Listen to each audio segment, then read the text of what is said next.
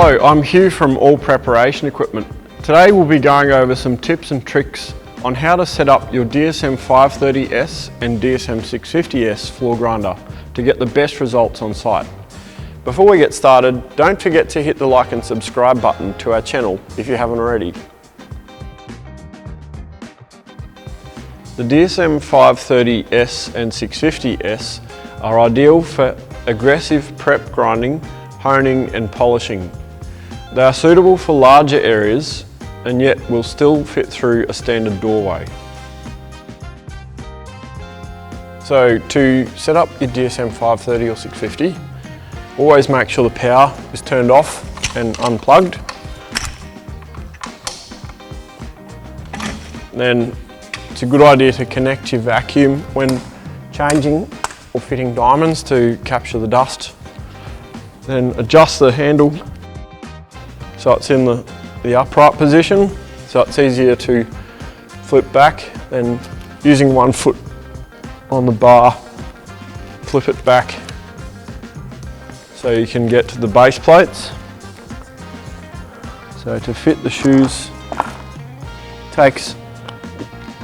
usually takes 9, but you can put 18, so which would be 6 on every base plate.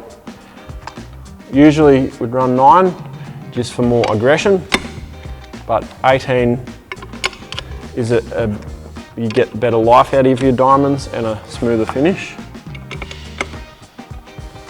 So you slide it on with the skinny edge first,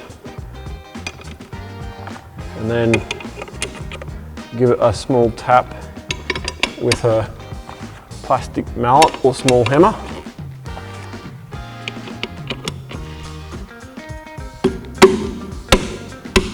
So that they're in place securely.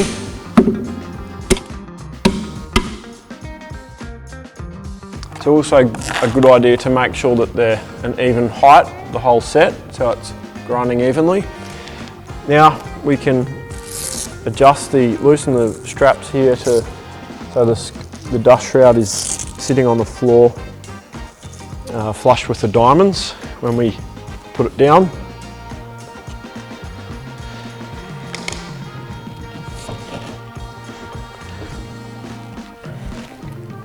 So ensure the vacuum is connected, and then we can fold the handle back to a comfortable position.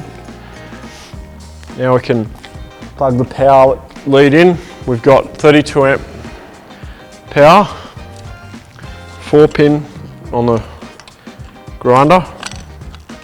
It's always important to make sure the power's off when you connect it. Then once it's secured, you can turn the power on, ready to grind.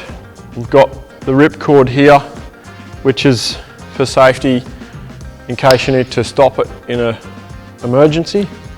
And then also the emergency stop button up the top for turning it off quickly.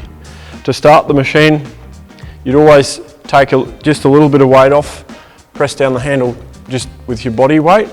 Just it helps the machine to start up without under heavy load.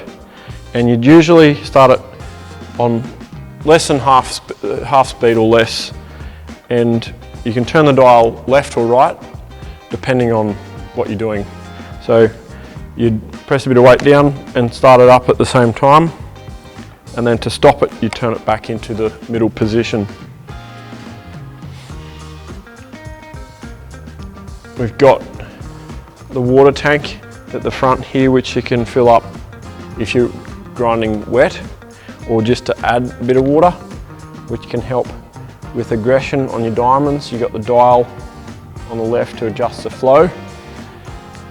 The other thing you can do to help with diamond performance is spray water out in front of the machine. If you've got a separator, that helps it to capture in the separator more effectively. And also you can change direction, which you'd simply do by stopping the machine, taking a bit of weight off and then switching it around the other way to help the diamonds cut and open up again.